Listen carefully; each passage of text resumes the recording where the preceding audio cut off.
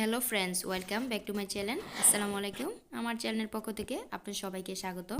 আজ আমি আপনাদেরকে ফ্রেঞ্চ ফ্রাই কিভাবে তৈরি করে রেসিপিটি দেখাবো। আমরা সবাই আলু দিয়ে ফ্রেঞ্চ ফ্রাই তৈরি করে খাই, কিন্তু আজ মিষ্টি কুমড়া দিয়ে আমি ফ্রেঞ্চ ফ্রাই তৈরি করে দেখাবো।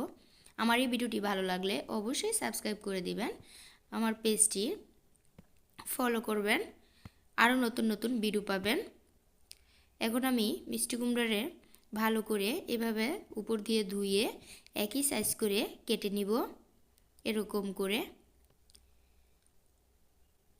ধৈর্য সহকারে ভিডিওটি দেখবেন, স্কিপ না করে বাসায় এভাবে ট্রাই করবেন। এখন আমি দিয়ে দিব পানি দিয়ে দিব স্বাদ মতন লবণ। এই ফ্রেঞ্চ ফ্রাইটি একবার খেলে বারবারই খেতে মনে যাবে, এত স্বাদ, এত মজা, দেখলেই মনে চায় খেতে। রেস্টুরেন্টে যেয়ে আর খেতে হবে না আলুর ফ্রেঞ্চ ফ্রাই। এখন আমি ভালো করে ধুয়ে নিয়েছি, ছেঁকে একটি ডিম দিয়ে দিব একটি স্বাদের মশলা, তাহলে আরও স্বাদ বাড়াবে।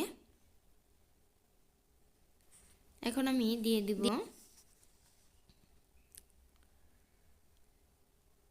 বেসন দিয়ে দিব হলুদের গুঁড়া, মরিচের গুঁড়া, পরিমাণ মতন লবণ।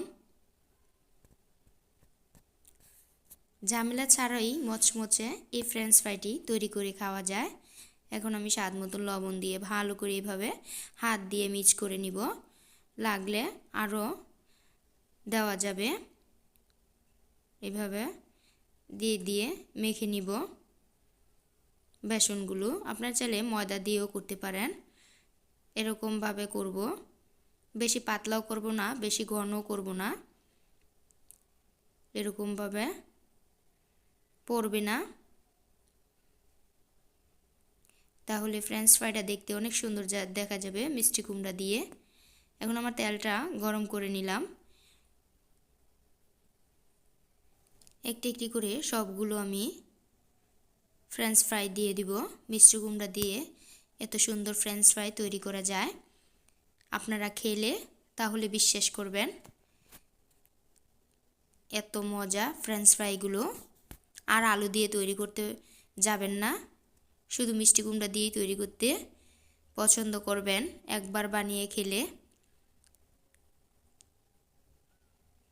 এই ফ্রেঞ্চ ফ্রাইগুলো দেখতে যেমন সুন্দর, খেতেও অসাধারণ লাগে, মুখে লেগেই থাকে, বারবারই মনে চায় খেতে।